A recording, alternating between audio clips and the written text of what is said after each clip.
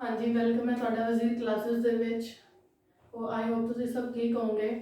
ਆਪਾਂ ਪਿਛਲੇ ਲੈਕਚਰ 'ਚ ਪੜ੍ਹੇ ਸੀ physical properties of metals and non metals, ਠੀਕ ਹੈ। ਉਦੋਂ ਤੱਕ ਉਹ ਟੌਪਿਕ ਕਵਰ ਹੋ ਚੁੱਕਿਆ ਸੀ। ਇਹ ਚੈਪਟਰ ਕਾਫੀ ਵੱਡਾ ਹੈ ਤਾਂ ਇਹਨੂੰ ਸਲੋ ਕਰਾਂਗੇ, ਹਰ ਇੱਕ ਚੀਜ਼ ਨੂੰ ਸਮਝਦੇ ਜਾਵਾਂਗੇ।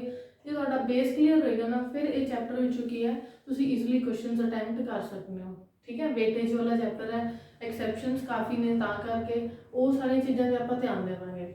ਆਪਾਂ ਕੀਤੀਆਂ ਸੀ ਫਿਜ਼ੀਕਲ ਪ੍ਰੋਪਰਟੀਜ਼ ਆਫ ਮੈਟਲਸ ਤੇ ਨੋਨ ਮੈਟਲਸ। ਸਾਰੀਆਂ ਤੁਹਾਨੂੰ ਚਾਰਟ ਦੀ ਫੋਰਮ 'ਚ ਦੱਸਦੀਆਂ ਕਿ ਇਹ ਮੈਟਲ ਦੀਆਂ ਪ੍ਰੋਪਰਟੀਜ਼ ਨੇ, ਇਹ ਨੋਨ ਮੈਟਲ ਦੀਆਂ ਨੇ, ਇਹ ਹਾਰਡ ਹੁੰਦੀਆਂ, ਇਹ ਨਹੀਂ ਹੁੰਦੀਆਂ, ਇਹ ਸ਼ਾਈਨ ਕਰਦੀਆਂ ਨੇ ਮੈਟਲਸ, ਨੋਨ ਮੈਟਲਸ ਨਹੀਂ ਕਰਦੀਆਂ, ਠੀਕ ਹੈ। ਹੁਣ ਆਪਾਂ ਉਹਨਾਂ ਦੀਆਂ ਕੀ ਕਰਨੀਆਂ ਨੇ, ਸਭ ਤੋਂ ਪਹਿਲਾਂ ਐਕਸੈਪਸ਼ਨਸ, ਫਿਰ ਕੈਮੀਕਲ ਪ੍ਰੋਪਰਟੀ ਸ਼ੁਰੂ ਕਰਾਂਗੇ। ਪਹਿਲਾਂ ਮੈਟਲ ਦੀਆਂ, ਫਿਰ ਨੋਨ ਮੈਟਲ ਦੀਆਂ, ਠੀਕ ਹੈ। ਫਿਜ਼ੀਕਲ ਪ੍ਰੋਪਰਟੀਜ਼ ਜਸਟ ਆਪਾਂ ਇਹ ਕੰਪੇਅਰ ਕਰਨਾ ਸੀ, ਕੋਈ ਵੀ ਮੈਟਲ ਕੋਈ ਵੀ ਨੋਨ ਮੈਟਲ, ਇਹਦਾ ਮੈਲਟਿੰਗ ਪੁਆਇੰਟ ਕਿੰਨਾ ਹੈ, ਇਹਦਾ ਕਿੰਨਾ ਹੈ, ज़्यादा हमेशा मैटल्स का होंगे, घट हमेशा नॉन मैटल्स का होंगे। आप ये सब पढ़िया, ठीक है। एक छोटा जहा रिकैप सी। हुण अगलियां जिहड़ियां चीज़ां पढ़न जावांगे, पहला तो एक्सैप्शनस, फिर कैमिकल प्रॉपर्टीज़। कैमिकल प्रॉपर्टीज़ दे विच की आंदा है कि कोई भी मैटल है वो एनवायरनमेंट में ऑक्सीजन है उहदे नाल किवें रिएक्ट करेगी, किहड़ा प्रोडक्ट बनाएगी, उहनूं वाटर नाल रिएक्ट करावांगे, की प्रोडक्ट बनेगा, वो सारा कुछ हुण आपां पढ़ांगे, ठीक है। तो सब तो पहला एक्सैप्शनस।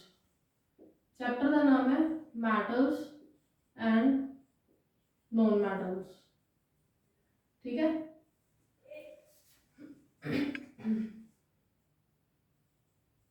एक्सेप्शंस, सब तो पहली एक्सेप्शन है electrical conductivity.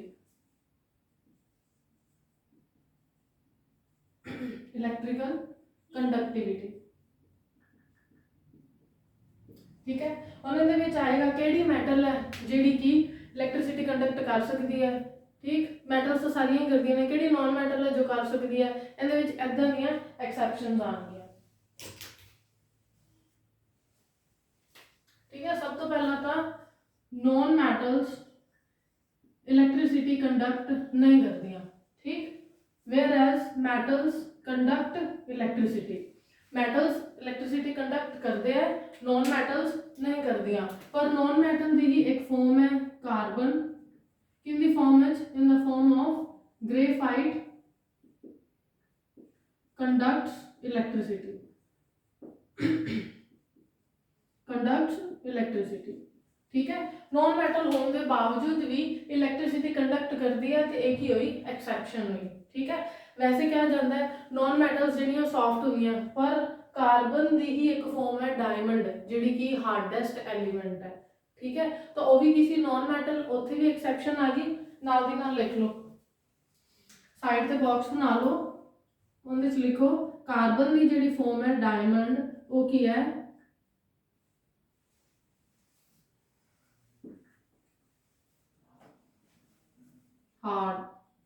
Hardest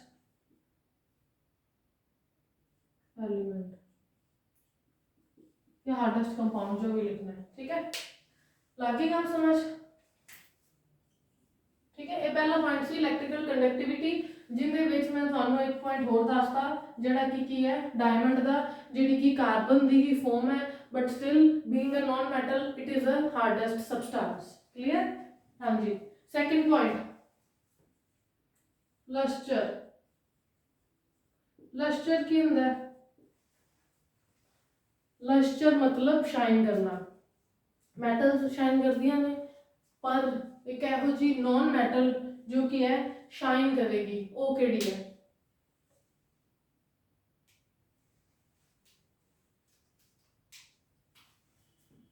iodine being a non metal is lustrous, मतलब कि शाइन करेगी, ठीक है। Iodine being a non metal की है शाइन करेगी। आपां क्या सी मैटल्स शाइन करते हैं, नॉन मैटल्स नहीं करते, पर ये सारियां एक्सैप्शनस ने, मैटल्स दे विच कंसीडर नहीं कर रहे। ये नॉन मैटल इलैक्ट्रिसिटी कंडक्ट नहीं करते सी, इत्थे करते हैं। पर नॉन मैटल की एक फॉर्म कार्बन, ठीक है, कार्बन की फॉर्म ग्रेफाइट इलैक्ट्रिसिटी कंडक्ट करेगी। कार्बन की फॉर्म एक डायमंड जिहड़ा कि हार्डेस्ट सबस्टेंस है, इत्थे सबस्टेंस कर लेना, ठीक है। फिर आ जाएगा लस्टर। लस्टर मैटल्स ਸ਼ਾਈਨੀ ਹੁੰਦੇ ਨੇ, ਨੌਨ ਮੈਟਲਸ ਦਾ ਡਲ ਅਪੀਅਰੈਂਸ ਹੁੰਦਾ ਹੈ, but being a non metal iodine ਕੀ ਹੈ, ਲਸਟਰਸ ਹੈ। ठीक है, आयोडीन की है, लस्ट्रस है। थर्ड पॉइंट लिखो, hardness and softness means to से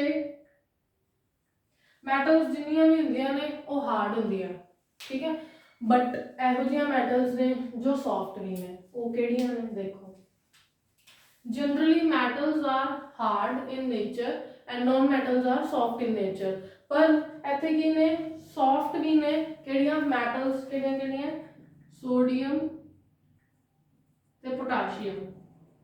ਕਿਵੇਂ ਪਤਾ ਚੱਲਿਆ ਇਹ सॉफ्ट ਨੇ, ਕਿਵੇਂ ਪਤਾ ਚੱਲਿਆ सोडियम ਤੇ पोटाशियम सॉफ्ट ने, because they can be cut with knife, ਇਹਨਾਂ ਨੂੰ ਆਪਾਂ ਨਾਈਫ ਨਾਲ ਕੱਟ ਕਰ ਸਕਦੇ ਹਾਂ, ਤਾਂ ਪਤਾ ਚੱਲਿਆ ਕਿ ਇਹ ਕੀ ਨੇ, soft ne।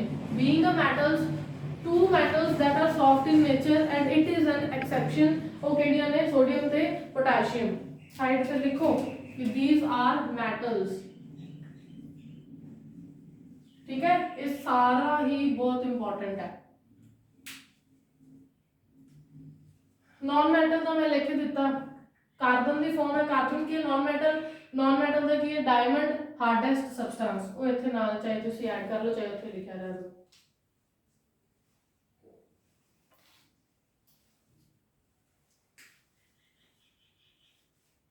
फोर्थ पॉइंट है फिजिकल स्टेट, मीन्स टू से फिजिकल स्टेट इच की है, सॉलिड, लिक्विड या गैस, ठीक है। जिन्नियां भी मैटल्स ने, मैटल्स हमेशा केड़ी स्टेट विच प्रेजेंट होंदियां ने, सॉलिड, ठीक है। मैटल्स केड़ी स्टेट दे विच प्रेजेंट होंदियां ने, सॉलिड, बट एक इहो जी मैटल जिहड़ी कि सॉलिड नहीं हैगी and it's name is mercury, liquid at room temperature, ठीक है। मरकरी नूं की कहते हैं, पारा, मरकरी नूं की कहते हैं, पारा, ठीक है। मरकरी की है, इको एक मैटल है जो कि लिक्विड है रूम टेंपरेचर पे, इहनूं की कहा गया, लिक्विड। मरकरी इको एक मैटल है जिहड़ी कि लिक्विड है रूम टेंपरेचर पे, ठीक है। एक्सेप्शन आ गई, हाँ जी, इन्ना समझ आया। नेक्स्ट पॉइंट है मेल्टिंग पॉइंट, बॉइलिंग पॉइंट, ठीक है। MP means to say melting point, BP means to say boiling point, blood pressure ना समझ लिया जाए, ठीक है। MP मेल्टिंग पॉइंट, BP की हो गया बॉइलिंग पॉइंट हो गया। हम जनरली मैटल्स का जो बॉइलिंग पॉइंट है या मेल्टिंग पॉइंट है वो की होएगा, हायर रहेगा। मैटल्स का मेल्टिंग पॉइंट, बॉइलिंग पॉइंट की होएगा, ज़्यादा होएगा, ठीक है। जिमें कि 1535 कॉपर का किया सी, मे बी 1535 डिग्री सेल्सियस पिछले वाले लेक्चर मैं लिखवाया सी किंदा सबसे ज़्यादा मेल्टिंग पॉइंट है, बट इत्थे लिखो मैटल्स का मेल्टिंग पॉइंट, बॉइलिंग पॉइंट ज़्यादा होंदा है, नॉन मैटल्स का घट होंदा है। पर मैटल विच एक्सेप्शन है, केड़ी केड़ी, सीजियम एंड गैलियम, ठीक है। दो मैटल्स ने सीजियम एंड गैलियम, जिन्हां दा मेल्टिंग पॉइंट की है, लो है, जिन्हां दा मेल्टिंग पॉइंट की है, बहुत ही ज़्यादा घट है, वो किहड़ियां ने, सीजियम ते गैलियम। इन्हां दोनों मैटल्स नूं हाथ विच तुसीं होल्ड करोगे, suppose this is a caesium and this is gallium, जे इन्हां नूं तुसीं आपदे हाथ विच होल्ड करना, जस्ट अपनी बॉडी की हीट नाल ये मैटल्स की है मेल्ट करना शुरू कर देंगियां। Metals being metals they have low melting and boiling points, melting point, boiling point being a metal की है ना दा बहुत ज़्यादा लो है, ठीक है। पर मैं तो क्या metals का ज़्यादा होता है, एक्सेप्शन आ गई, ठीक, ठीक है।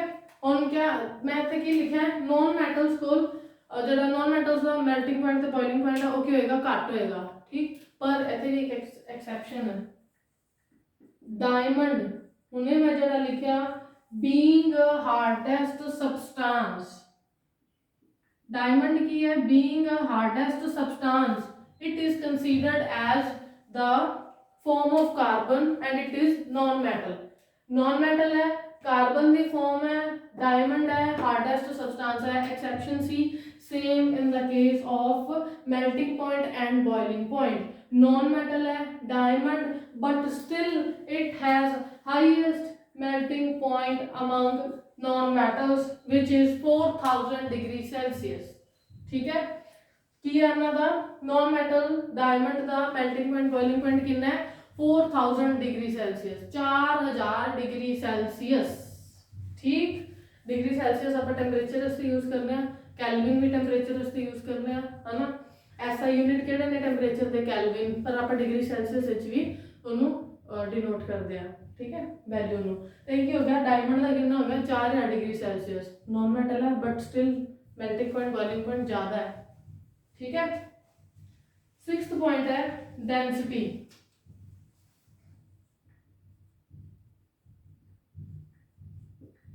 सिक्स्थ पॉइंट की है डेंसिटी।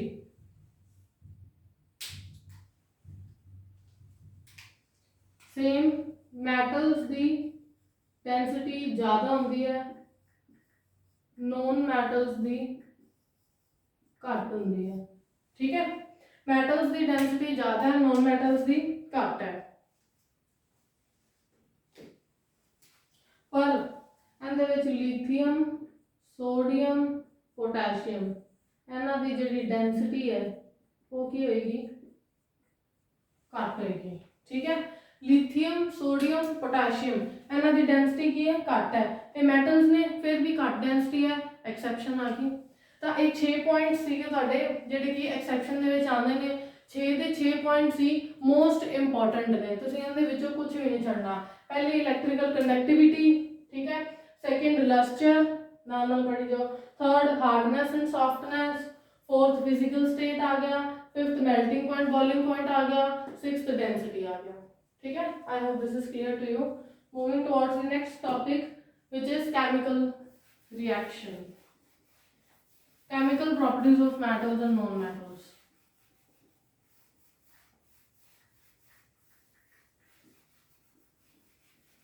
फिजिकल प्रॉपर्टीज हो चुकी हैं, एक्सेप्शंस हो चुकी हैं, हुण कितनी टर्न है केमिकल प्रॉपर्टीज की।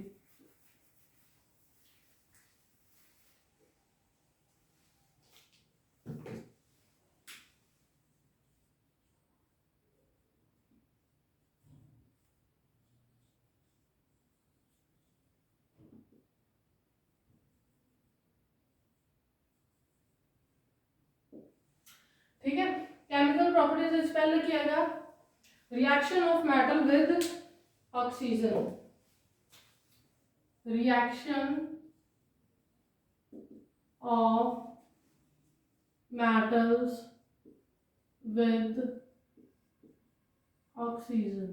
ठीक है, कोई भी मेटल आप लावांगे उनकी रिएक्शन किसदे नाल करावांगे, ऑक्सीजन नाल करावांगे।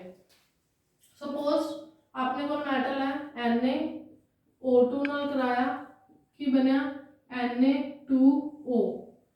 एक है सोडियम मेटल है, एक है ऑक्सीजन गैस है, मेटल ऑक्साइड केड़ा बनया सोडियम ऑक्साइड, मेटल ऑक्साइड केड़ा बनया सोडियम ऑक्साइड।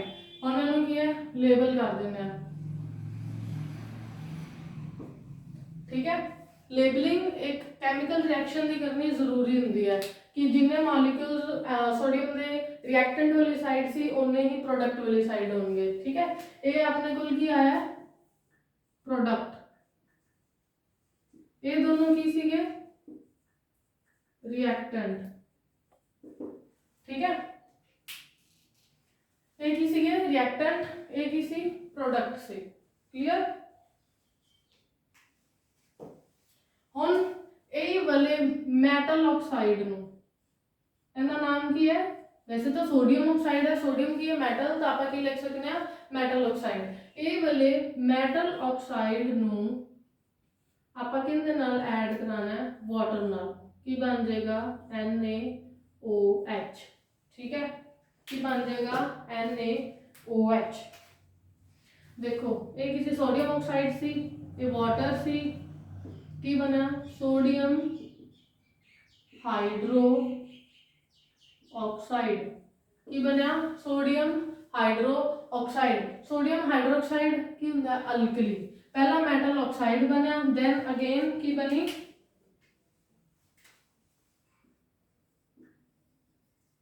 अल्कली बनी। क्लियर? ठीक है। ओमी जिवें कि सोडियम तो मैं शुरू किया मीनस उसे सोडियम फिर पोटैशियम, सोडियम ते पोटैशियम मैटल्स के केस दे विच हाईली रिएक्टिव ने। जे एक क्वेश्चन आ जाए हाईली रिएक्टिव मैटल्स किहड़ियां होणगियां, हाईली रिएक्टिव मैटल्स किहड़ियां किहड़ियां ने, सोडियम ते पोटैशियम। ठीक है, हाईली रिएक्टिव मैटल्स किहड़ियां किहड़ियां ने, सोडियम ते पोटैशियम। ये सारा सिस्टम कित्थे हो रहा है, एट रूम टेम्परेचर। ठीक है, ये सारा सिस्टम कित्थे हो रहा है, एट रूम टेम्परेचर।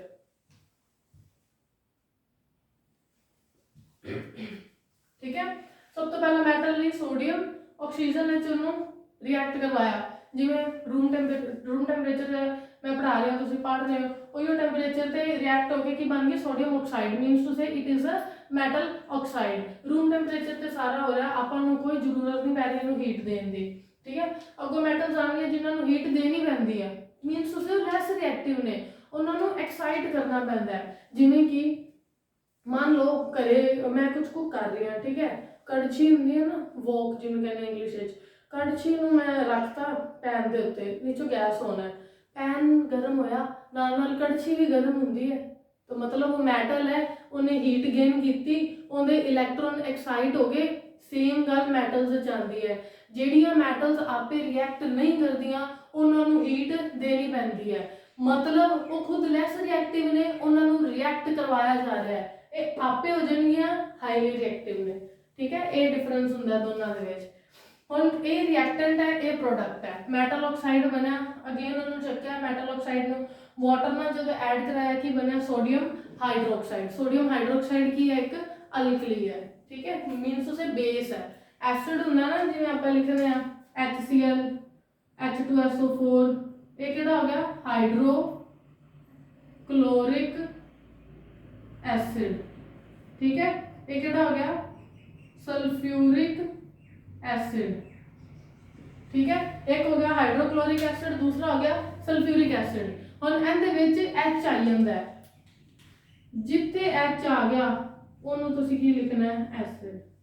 ठीक है, तो जिथे OH आ गया उन्होंने तुसीं की लिखना है अल्कली या फिर बेस। क्लियर? ठीक है, जिथे H आया मीनस टू से ये H आयंस डोनेट करेगा, ਜਿਹੜੇ कंपाउंड्स H आयन डोनेट करते हैं वो की होंगे ने एसिड, ਜਿਹੜੇ OH आयन डोनेट करते हैं वो की होंगे ने बेस। ये मेन डिफरेंस है। ठीक है, एक पॉइंट होर, सेम ही जिवें सोडियम की रिएक्शन हुई है उवें ही पोटैशियम दे विच आपां ऑक्सीजन ऐड कराने तो K2O बनता है। ठीक है, K2O बन गया, सेम जिवें आ चीज़ बनी सी उवें ये चीज़ बनी, सोडियम ते पोटैशियम हाईली रिएक्टिव ने, फिर K2O दे विच आपां वाटर ऐड करवाना है, जदों उदों की बनता है KOH। KOH मीनस उसे पोटैशियम हाइड्रोक्साइड बनेगा। ठीक है, हुण ये दोनों मैटल्स ने लिखे कि हाईली रिएक्टिव ने, हुण जिन्ने भी अपने को सोडियम पोटैशियम है वो तो ऑक्सीजन नाल रिएक्ट करके मैटल ऑक्साइड बना देंगे, ये दोनों चीज़ां, एक ए वाली एक ए वाली। ठीक है, ये जो आपां चाहिए उदों आपां उन्होंने की रिएक्ट करवा लिया, अगर इन्हां दी आपां नूं जरूरत नहीं हैगी फिर जिहड़ा सोडियम ते पोटैशियम है, ठीक है, इन्हां नूं किहदे विच स्टोर किया जाता है, they are stored under kerosene oil. Kerosene oil मतलब मिट्टी का तेल।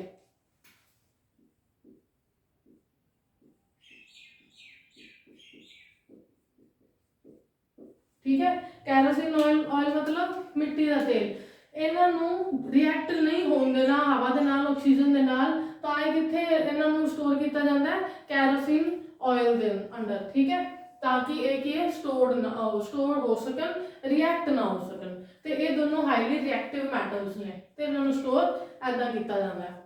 ठीक है, क्लीयर है ना? क्लियर हो गया। आगे चलिए, तीसरी आती है लिथियम।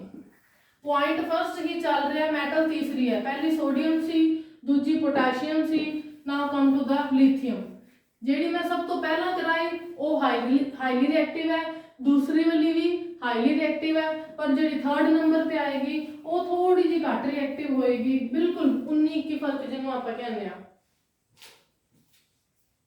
ठीक है, तो इतने तुसी लिथियम भी लिख सकते हो। जे पूछन कैरोसिन ऑयल के अंदर किनू स्टोर किया जाता है, तो आ तीन नू। जे पूछन हाईली रिएक्टिव मेटल्स किहड़ियां ने, आ दो ने। ठीक है, लिथियम की भी की है, सेम ही रिएक्शन बनेगी, बार बार वो रिएक्शन लिखने का मतलब नहीं है, इन्ना नहीं आना, पर तुहानू ये पता होना चाहिए कि एमसीक्यूज दे विच किहड़े क्वेश्चंस बन सकते हैं। ठीक है, हाँ जी, कुछ मैटल ऑक्साइड्स ਜਿਹੜੇ ਹੈ ਸੋਲੂਬਲ ਹੁੰਦੇ ਨੇ ਵਾਟਰ ਦੇ ਵਿੱਚ, ਕੁਝ metal ਆਕਸਾਈਡਸ not soluble in water। कुछ soluble हो जाते हैं पानी दे विच metal oxides किहड़े, जिवें मैं Na विच ऑक्सीजन ऐड कराई, Na2O बनाया सी ना, ये वाला, this is a metal oxide. ठीक है, ये मेटल ऑक्साइड कुछ पानी विच soluble ने, कुछ पानी विच soluble नहीं होंदे।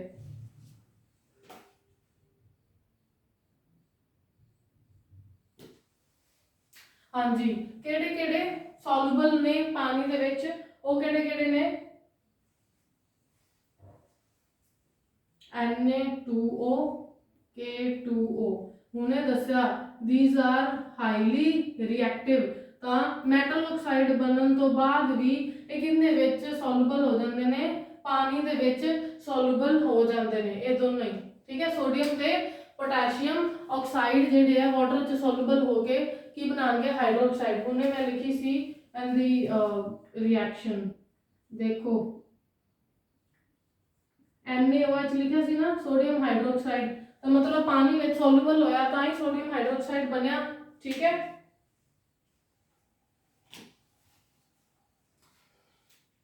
हाँ जी, एक ही है हाईली रिएक्टिव है, सॉल्युबल होके वाटर दे विच की बनाएंगे, NaOH। आ हुणे बनाया मैं, ओमी पोटेशियम का की बनेगा, KOH बनेगा। ठीक है, NaOH ते KOH, हुणे में क्या सी जिथे पीछे OH आ जाए वो की है, बेस है, वो की है, बेस है। ठीक है, OH आ गया पीछे दोनों दे, ये दोनों की ने, बेस ने।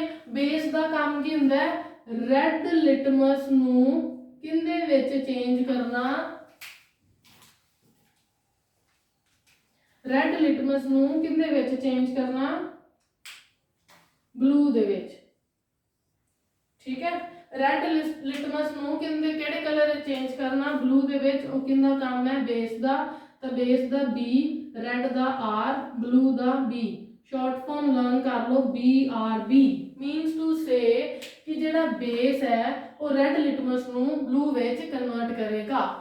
ठीक है, शॉर्ट फॉर्म देखो, दोबारा दस रही हूं, कुछ मेटल ऑक्साइड सॉल्युबल ने वाटर दे विच। ठीक है, वो ये दोनों हो गई वाटर दे विच, आ वाले मेटल ऑक्साइड ऐड होके की बनाते, ये दोनों प्रोडक्ट बनाते, एक ही है बेस। कुछ होंदे ने जेडे कि सॉल्युबल नहीं होंदे। ठीक है, वो लोअर मेटल्स आन गया, ये किसी हाईली रिएक्टिव मेटल सी, ता करके पानी विच घुल गए। ठीक, हुण ये बेस है, बेस का काम की हुंदा है, रेड लिटमस पेपर नू अगर आपां बेस दे विच पाने आ, उहदा रंग की हो जांदा है, ब्लू हो जांदा है। ठीक है, लिटमस पेपर आंदा है इन्ना छोटा कू, उन्होंने तुसी जे बेस दे विच पाओगे तो उनका रंग की है, रेड हुंदा है, तो किन्ने च चेंज हो जाता है, ब्लू विच चेंज हो जाता है। ठीक है, लगी गल समझ? ठीक, तो किसी बेस दा एक्शन सी, जे सपोज एसिड दा होवे वो ब्लू टू रेड करेगा, उल्टा है दोनों, बेस है तो रेड टू ब्लू, एसिड है ब्लू टू रेड।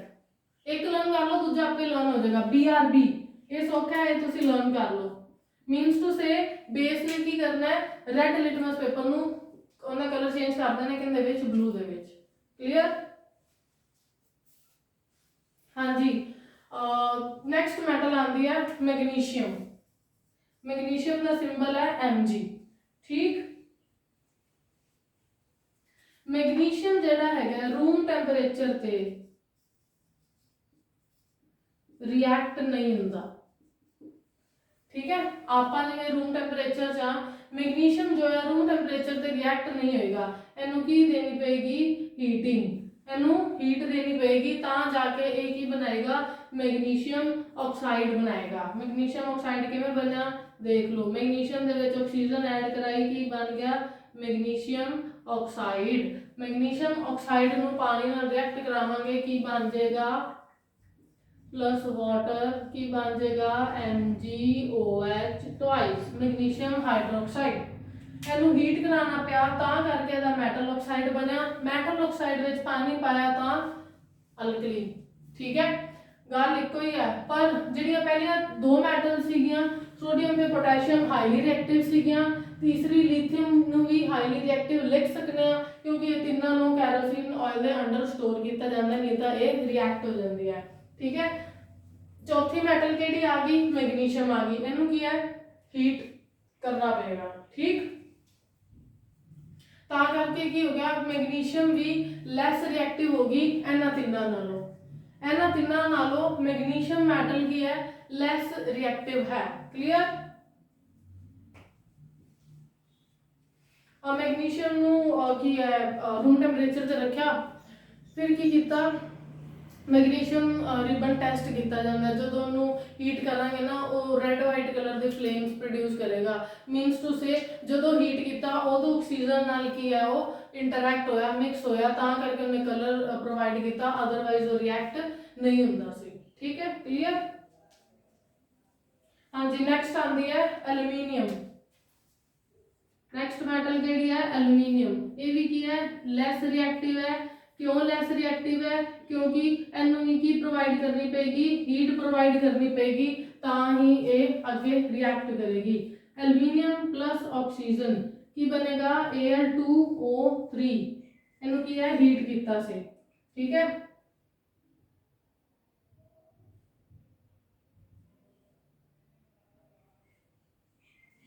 ठीक, बैलेंस करता। इन्हों भी हीट किता सी ता ही इन्हें जड़ा है कंपाउंड बनाया Al2O3। ठीक है, हुण एक इन्हां मैं इरेज करन लगी हां। पहला तां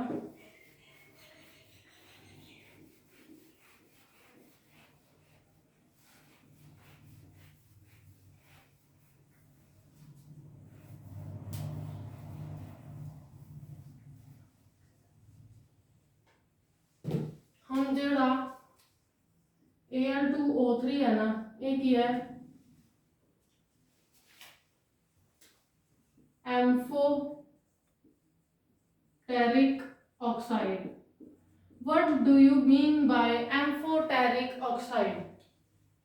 एम्फोटेरिक ऑक्साइड्स की होंगे ने, लेट मी टेल यू, वो ऑक्साइड्स जेडे एसिड की तरह भी बिहेव करते हैं ते बेस की तरह। मीनस से जेडे एसिड नाल भी रिएक्ट कर जान, बेस नाल भी रिएक्ट कर जान, वो किहड़े होंगे ने, एम्फोटेरिक ऑक्साइड्स होंगे ने। ठीक है, हुण आपां इहदी रिएक्शन करने आ कि ये एम्फोटेरिक ऑक्साइड किवें है।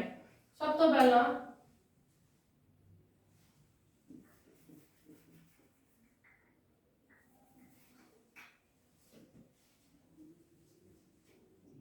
Al2O3 plus HCl। ठीक है, इनू रिएक्ट करावांगे, फिर रिएक्ट करावांगे Al2O3 प्लस NaOH। ठीक है, ये एसिड, ये बेस, ये किसी अपने को कंपाउंड सीगा AlCl3 प्लस वाटर निकल गया। ठीक है, की निकलिया, अपने को कंपाउंड सी नाल एसिड सी, सॉल्ट ते वाटर निकल गया। ठीक, अगले च भी की निकलेगा, सॉल्ट ते वाटर, NaAlO2 प्लस वाटर। ठीक है, इन्होंने बैलेंस कर लेने 2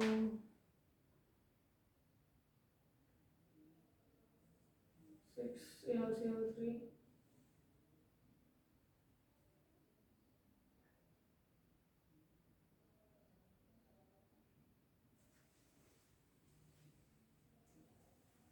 2 2 6 2 into 3 6 6 H 6 ने 6 हो गए ऑक्सीजन 3 है 3 हो गया। हाँ जी ये बैलेंस है फर्स्ट वाली ठीक है। एक ही बना अपने को कंपाउंड सी ये एसिड सी की बन गया ये सॉल्ट ते वाटर ठीक है ये भी सॉल्ट ते वाटर ये अपने को की सी बेस ये कंपाउंड सी ठीक है। सेकंड वाली ਜਿਹੜੀ ਹੈਗੀ ਆ ਉਹਨੂੰ बैलेंस करांगे Al 2 ने 2 लाते ऑक्सीजन 4 और